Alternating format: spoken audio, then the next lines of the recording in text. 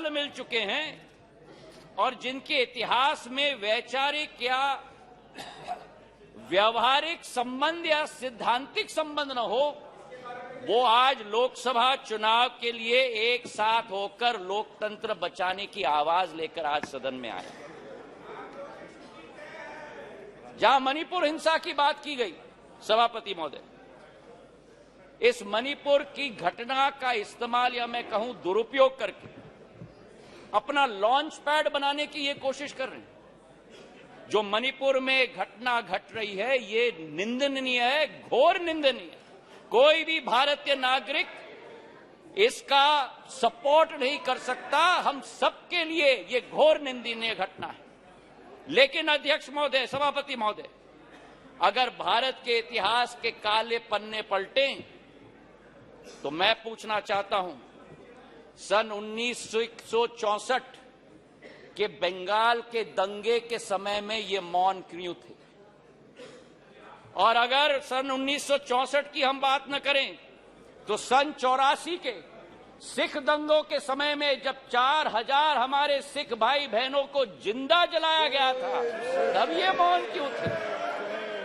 मेरठ के सन 87 के दंगों के समय में ये मौन क्यों थे?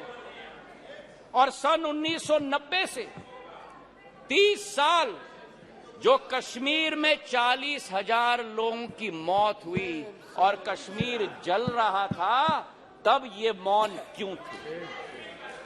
और मैं अधीर रंजन जी का जो शब्द था, जो अंग्रेजी का कोटेशन उन्होंने दिया, इन सभी समय में एवरी मॉर्निंग, सभापति महोदय, new widows were हाउलिंग, every morning new children were crying, every morning new houses were falling. और मूक दर्शक के रूप में हमारे ये साथी बैठकर सरकार में बैठे हुए थे। आज यहां बैठकर गौरव गोगोई जी ने, सबर रखो, सबर रखो, आराम से सुनो, सबर रखो, थोड़ा सीख लो। गौरव गोगोई जी ने आसाम अकॉर्ड की बात की। जिस आसाम अकॉर्ड की बात की, उस आसाम अकॉर्ड का क्रियान्वयन कांग्रेस की सरकार ने कभी की? आज मैं पूछना चाहता हूं कि हमारे पड़ोसी देश बांग्लादेश के साथ 68 वर्षों में हमारे बॉर्डर को निर्धारित नहीं किया था। 2014 में जब प्रधानमंत्री जी ने शपथ ली, 1 साल के अंदर बांग्लादेश का बॉर्डर निर्धारित करने का काम प्रधानमंत्री नरेंद्र मोदी जी ने किया। अगर सच्चाई मैं बताऊं, प्लीज प्लीज, उत्तेजित मत हो, उत्तेजित मत हो गौरव। नो नो, अगर बोलते हो तो सुनने की क्षमता रखो, सुनने की क्षमता रखो। बैठिए, जनता ने आपकी चिल्लाने को आप बैठ जाइए, बैठ जाइए। सभापति महोदय, सभापति महोदय, नॉर्थ ईस्ट की सारी समस्या कांग्रेस की तुष्टीकरण की राजनीति के साथ शुरुआत हुई, जब उनको अपनी फायदा नॉर्थ ईस्ट में विदेशी घुसपैठियों को अंदर लेकर उनको नागरिकता देने की कावियात की शुरुआत और शरण और पहचान देने की कावियात की शुरुआत। चार्जशीट सभापति महोदय बड़ी लंबी है। 1960 के दशक में जब मणिपुर में अलगाववादी समूह ने हिंसा की शुरुआत की, जब वो जन्म हुआ तो वो कौन था जो उनके साथ बैठकर चर्चा करने के लिए तैयार था? वो कौन था जिन्होंने उनके साथ बैठकर समझौता किया? और आप भूल गए 1993 में जब 123 दिन मणिपुर जल रहा था, आपकी सरकार यहां भी थी, आपकी सरकार यहां भी थी, आपकी सरकार यहां भी थी और आपकी सरकार वहां भी थी। और आज आप मणिपुर के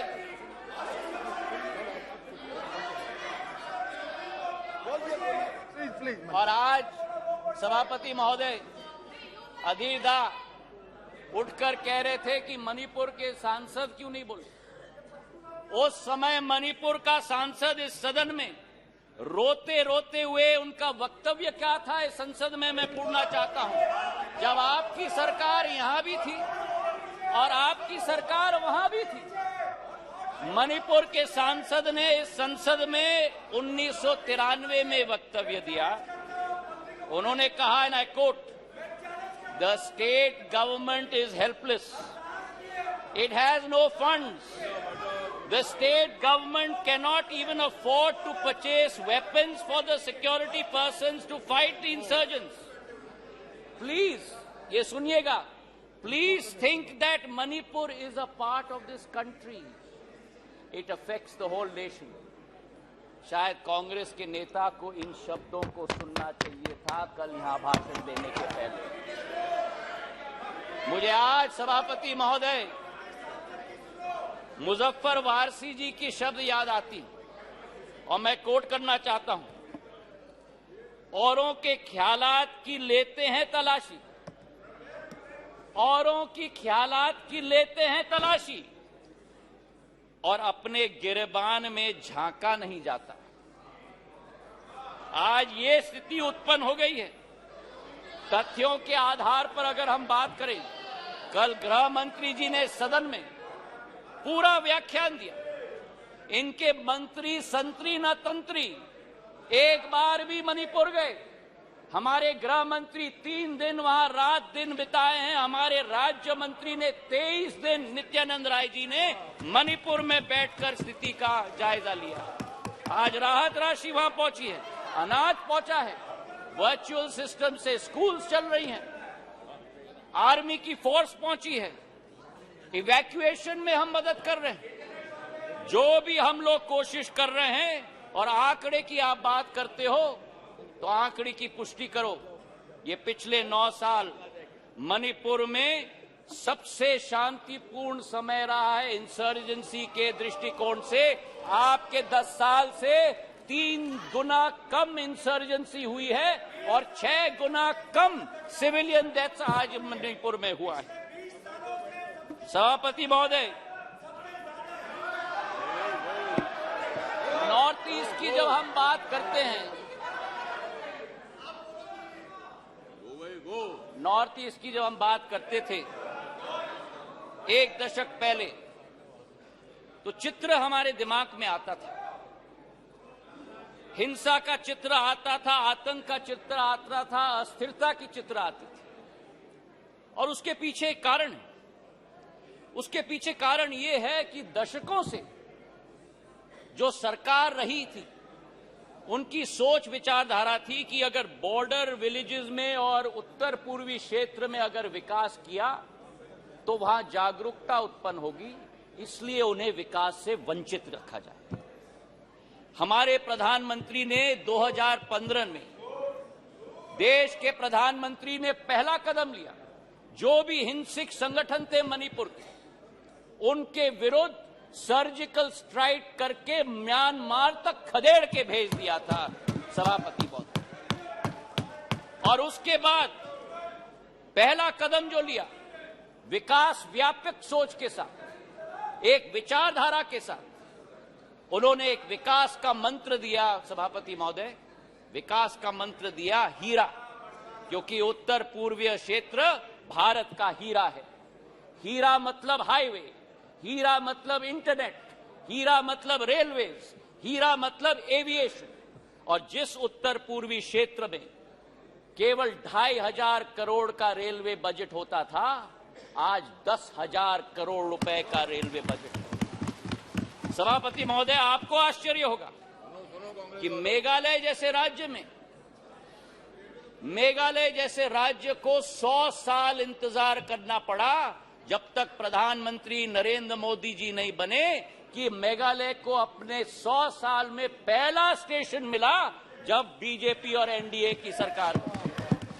नागालैंड को 100 साल बाद शोकुवी में एक रेलवे स्टेशन, दूसरा रेलवे स्टेशन मिला। और इसी के साथ साथ जब यूपीए की सरकार थी, उस समय सड़क की प्रगति और विकास, गडकरी साहब यहां बैठे हुए हैं, 1.5 किलोमीटर प्रतिदिन की कछुआ चाल के आधार पर चलती थी। प्रधानमंत्री नरेंद्र मोदी जी और गडकरी जी की जोड़ी ने आज उत्तर पूर्वी राज्य में 3.5 किलोमीटर प्रतिदिन की रफ्तार से आज सड़क बनाने का काम किया। हाईवेज और ब्रिजेस की जाल बनी। किरेन रिजिजू के साथ मेरा प्रवास वहां हुआ है। हमने दोनों देखा है कि भारत में अगर पानी पर सबसे लंबा पुल बना है तो अगर कहीं बना है तो ढोला सदय ब्रिज ब्रह्मपुत्र पर हमारे असम के राज्य में बना हुआ है। और उसी के साथ किसी ने कभी कल्पना नहीं की थी उत्तर पूर्वी राज्यों के बारे में, पर उत्तर पूर्वी राज्य को विश्व के साथ जोड़ने का अगर संकल्प किसी का रहा तो भारत को म्यांमार और थाईलैंड के साथ सुपर हाईवे बनाने का काम प्रधानमंत्री नरेंद्र मोदी जी का रहा।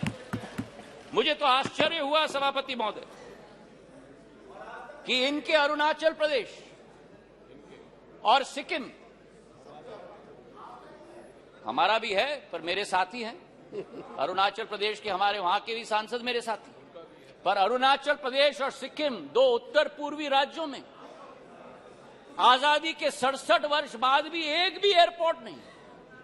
9 सालों में अरुणाचल में एक नहीं लेकिन 3 एयरपोर्ट तेजू, पासीघाट और होलोंगी बनी है और सिक्किम में पाक्योंग।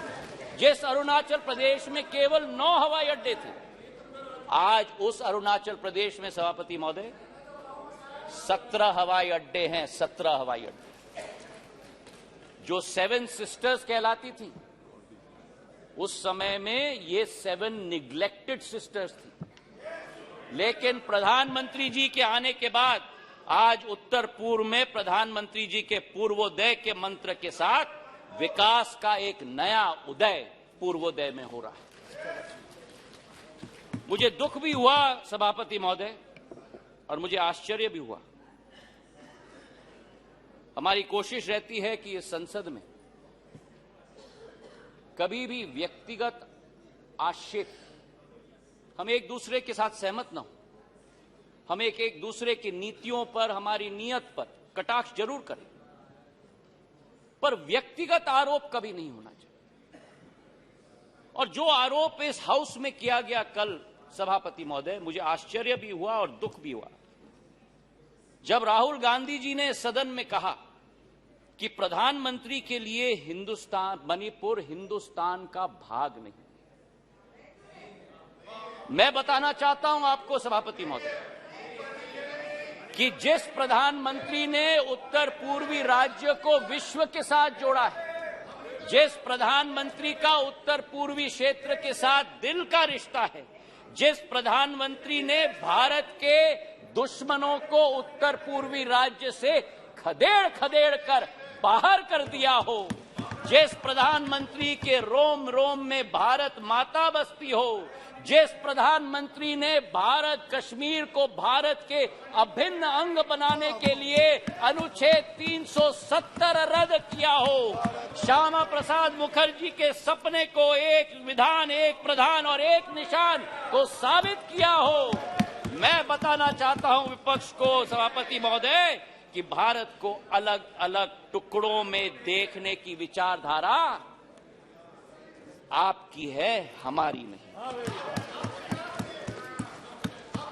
हमारे सभापति महोदय, बैठो आराम से बैठो। आपने ही चेंज कराया, मुझे कान खोल के सुन लो, सत्य सुन लो, आपने ही चेंज कराया। अब मेरा मुंह मत खुलवाना सभापति महोदय। जिस अविश्वास प्रस्ताव को ये लेके आए, इसका सत्य देश की जनता के समक्ष होनी चाहिए। जिस तरह से एक एक वर्ग का विश्वास तोड़ा गया है और जिस तरीके से प्रधानमंत्री जी ने एक एक वर्ग का अविश्वास को विश्वास में परिवर्तित किया है, वो सत्य आज इस सदन के द्वारा देश की जनता के समक्ष जानी चाहिए। किसान सभापति महोदय इस देश की रीढ़ की हड्डी, 60% आबादी हमारी कृषि प्रधान राष्ट्र है, लेकिन अगर किसान का पीठ तोड़ने वाला कोई कालखंड रहा तो 2014 के पहले रहा। आज हमारा किसान को समर्थन मूल्य पर्याप्त मात्रा में मिल रहा है, उसकी खरीदगी पर्याप्त मात्रा में हो रही है। आज हमारे किसान कितने उत्तेजित हो रहे हैं। सभापति महोदय, खुजली बहुत आती है, खुजली बहुत आती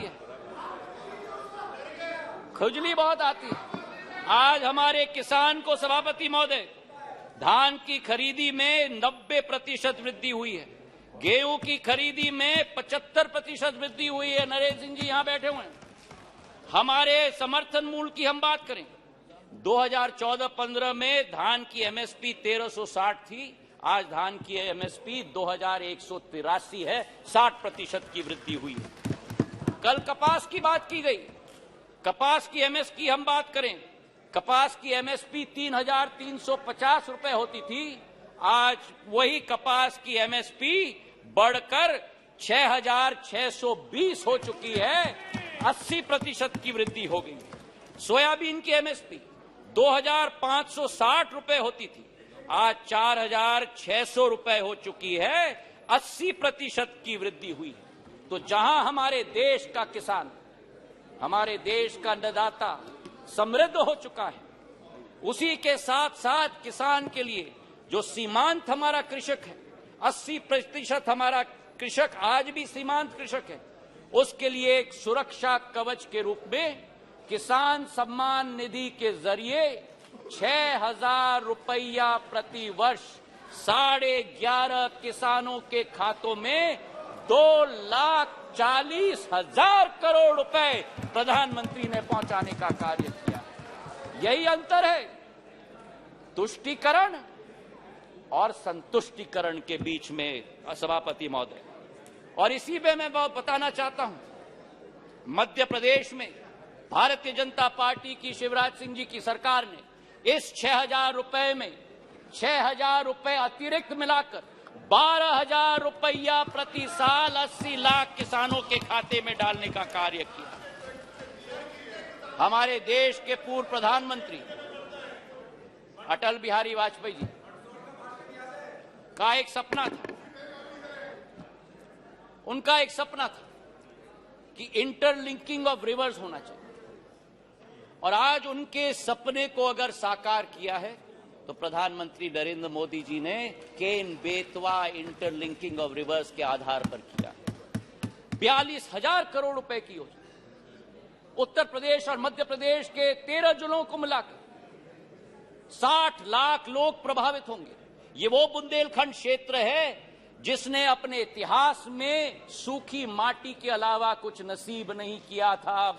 अध्यक्ष सभापति महोदय, आज वहां 11 लाख हेक्टेयर की सिंचाई होगी, 105 मेगावाट की ऊर्जा का सर्जन होगा, और उसी के साथ इस परिवर्तन के स्केल पे भी मैं बात करना चाहता हूं।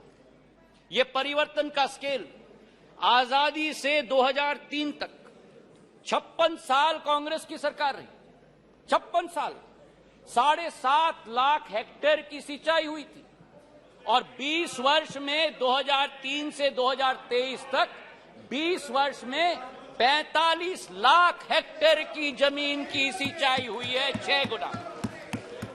और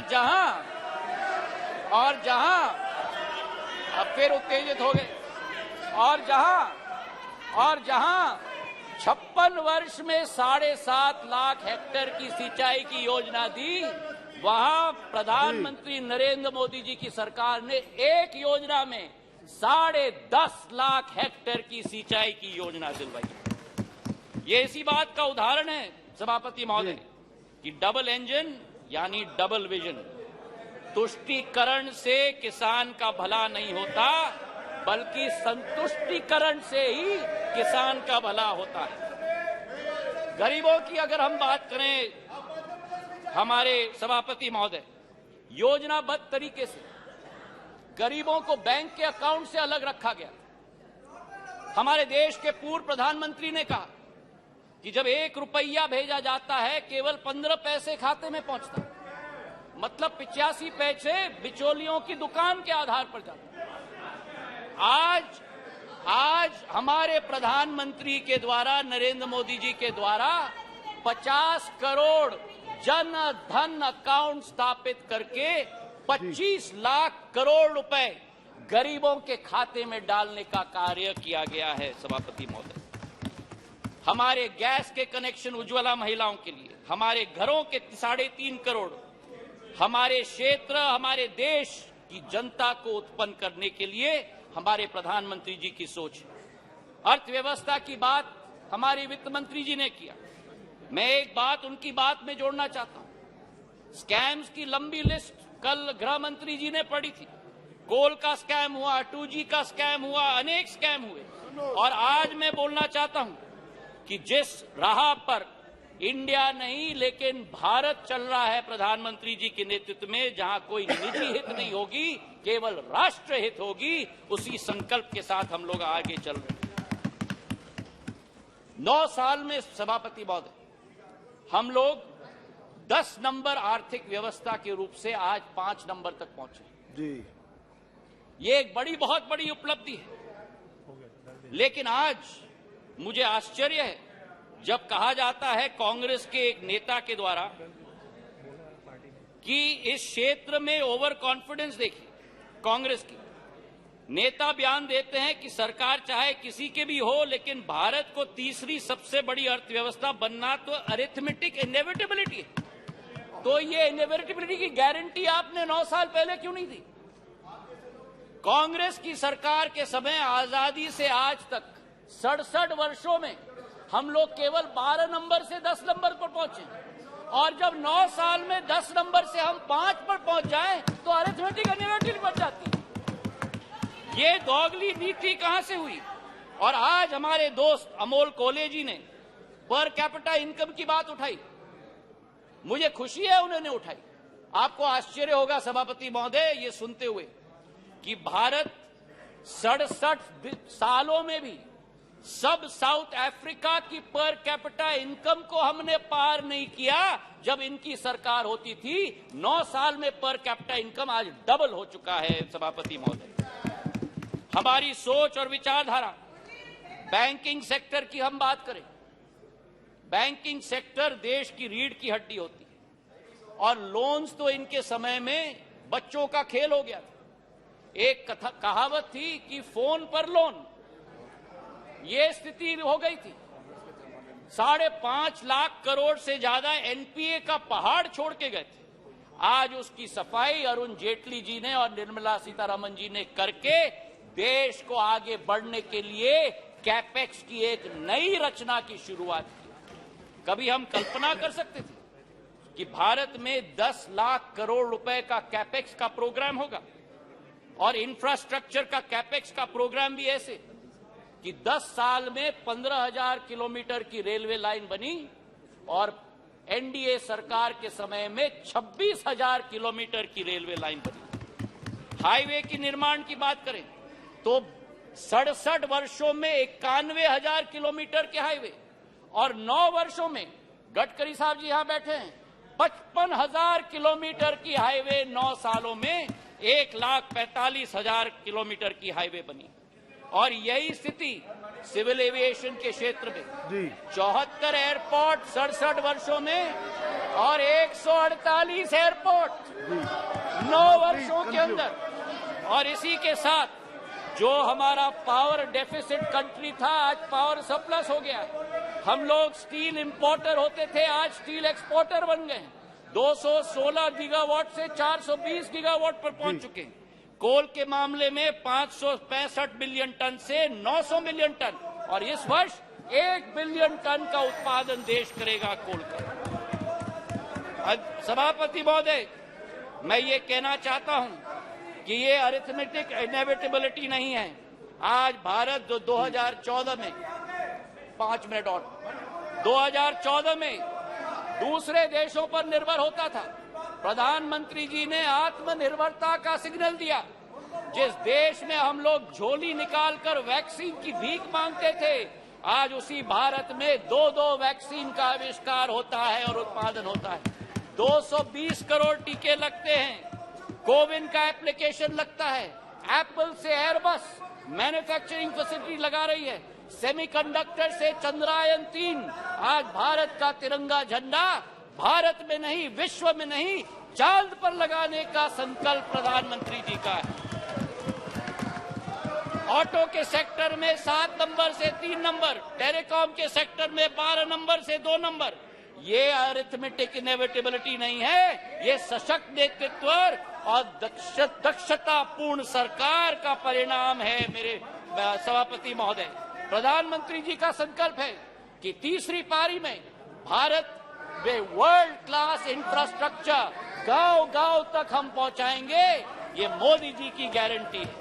तो आज सभापति महोदय, ये स्वच्छ इंडिया अभियान की बात कर रहे हैं। ये कहते हैं कि नफरत के बाजार में मोहब्बत का दुकान लाएंगे। इनका दुकान तो भ्रष्टाचार का दुकान है, झूठ का दुकान है, तुष्टीकरण का दुकान है, अहंकार का दुकान है। केवल का नाम दुकान का बदलते हैं, सामान वही है। राहत इंदारी जी के शब्द मुझे याद आते हैं कि नए किरदार आते जा रहे हैं, मगर नाटक पुराना चल रहा है। मैं ये कहना चाहता हूं कि अधीर रंजन चौधरी जी ने स्वयं कहा कि ये मजबूरी का गठबंधन है। मैं उनको कोट करना चाहता हूं। उन्होंने एक इंटरव्यू में कहा था, अधीरदा ने, सबको लगा है कि इस समय जो मोदी शाह का जगरनॉट चलते हैं, सबको लगा है कि इस समय जो मोदी शाह के जगरनॉट चलते हैं, सबको एकजुट होना जरूरी है। ये मजबूरी है। पॉलिटिक्स में तो मजबूरी रहती है। आज ये अविश्वास प्रस्ताव इसलिए लेके आए हैं। मैं ये पूछना चाहता हूं कि कौन सी इंडिया की आवाज ये उठाते हैं जब विदेश जाकर 2 इंडियाज की बात करते हैं। ये कौन सी इंडिया की आवाज उठाते हैं जब गलवान में हमारे सेना के शौर्य और उसी के साथ सर्जिकल स्ट्राइक पर उंगली उठाते हैं। ये कौन से इंडिया की आवाज करते हैं जो कोरोना जैसी भीषण समस्या में राजनीति पर उतर जाते हैं। और आज पिछले 2 दिनों से सभापति महोदय, मैं सुन रहा हूं विपक्ष को, कोई महाभारत की बात कर रहा है, कोई रामायण की बात कर रहा है, कोई राम की बात कर रहा है, कोई रावण की बात कर रहा है। अच्छा है कि आज धर्म की बहुत याद आई इनको। कोई जनेऊधारी है, कोई मंदिर की परिक्रमा कर रहे हैं, कोई यज्ञ आयोजित कर रहे हैं, कोई पार्टी तो अपने संकल्प पत्र में डाल रहे हैं कि राम वन गमन पथ का हम संकल्प करते हैं। मैं इनको स्पष्ट रूप से बताना चाहता हूं, ये मुखौटा नहीं चलेगा। हमारी देश की आज 140 करोड़ जनता की आस्था और पीढ़ियों की सपना, हमारे मर्यादा पुरुषोत्तम भगवान राम का भव्य मंदिर अयोध्या में प्रधानमंत्री नरेंद्र मोदी बनाने जा रहे हैं। तो आज इनको मैं कहना चाहता हूं कि तीसरी बार भी, 2 बार आपको रिजेक्ट किया है, तीसरी बार भी प्रचंड बहुमत के साथ एनडीए की सरकार यहां स्थापित होगी। जी धन्यवाद। पर प्रधानमंत्री नरेंद्र मोदी जी के नेतृत्व में भारत आज चल चुका है। अमृत काल से शताब्दी काल के सफर पर विश्व गुरु के रूप में भारत स्थापित होगा, इसमें कोई 2 राय नहीं। और आप इस सत्य को अपने झूठ के साथ पराजित नहीं कर सकते। मैं अंत में 4 लाइन करके अपना बात समाप्त करता हूं। नागफनी पुष्प दे नहीं सकते, नागफनी पुष्प दे नहीं सकते, भ्रष्टाचारी जनहित सोच नहीं सकते। नागफनी पुष्प दे नहीं सकते, भ्रष्टाचारी जनहित सोच नहीं सकते। आपातकाल लगाने वाले संविधान की रक्षा कर नहीं सकते। जनता विरोधी की जिनका रहा है इतिहास, कितने भी चेहरे बदल ले, कितने भी चेहरे बदल ले, जनता के हो नहीं सकते। जी धन्यवाद। श्री विजय हंसदा जी। जी जी जी, ये आपका विषय नहीं है, आप बैठ जाइए, आप बैठ जाइए। ये आपका विषय नहीं है, ये आपका विषय नहीं है। विजय हंसदा जी बोलिए। जी सर 5 मिनट प्लीज। मैं अपने पार्टी जेएमएम के तरफ से इस नो कॉन्फिडेंस मोशन के समर्थन में खड़ा हुआ